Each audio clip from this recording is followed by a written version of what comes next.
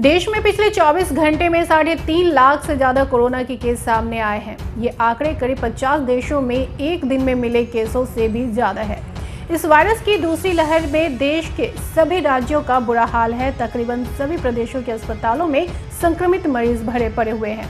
बिहार में भी कोरोना के कारण हालात बेहद खराब है, जिस वजह से बिहार IMA ने राज्य में कोरोना संक्रमण की चेन को तोड़ने के लिए तुरंत 15 दिनों का लॉकडाउन लगवाने का फैसला लिया है। इससे पहले IMA के नेशनल प्रेसिडेंट डॉक्टर सजानंद प्रसाद ने देश में 15 दिनों के लिए कंप्लीट लॉकडाउन लगवाने की मांग की थी। वहीं IGIMS के डायरेक्टर डॉक्टर NR विश्वास का कहना है कि बिहार में पहले ही लॉकडाउन लगाना चाहिए था, अब तुरंत 2 हफ्ते का लॉकडाउन लगाया जाना चाहिए।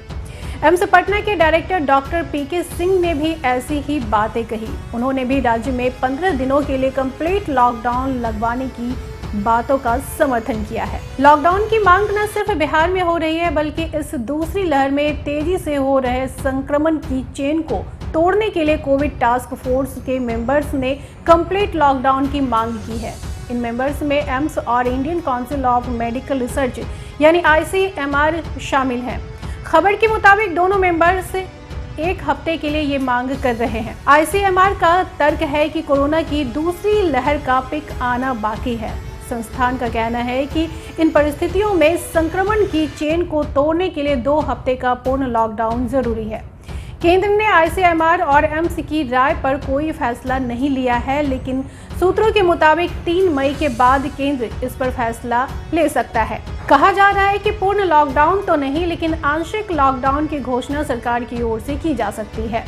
इधर देश में कोरोना से बेकाबू हो रहे हालात पर सुप्रीम कोर्ट ने भी केंद्र और राज्य सरकारों से लॉकडाउन लगवाने पर फैसला करने के लिए कहा है।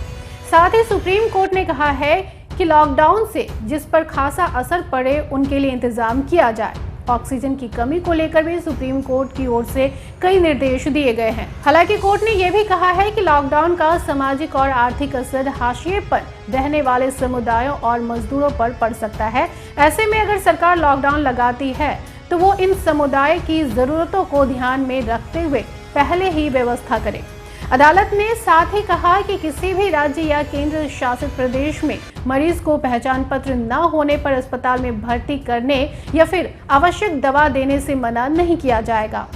बता दें कि अभी दिल्ली, राजस्थान, हरियाणा, उड़ीसा में कंप्लीट लॉकडाउन है। महाराष्ट्र और पंजाब में मिनी लॉकडाउन लागू किया गया है। वहीं यूपी में वीकेंड लॉकडाउन किया जा रहा है। मध्य प्रदेश में भी 7 मई तक जनता कर्फ्यू लगाया गया है। फिलहाल इस खबर में इतना ही।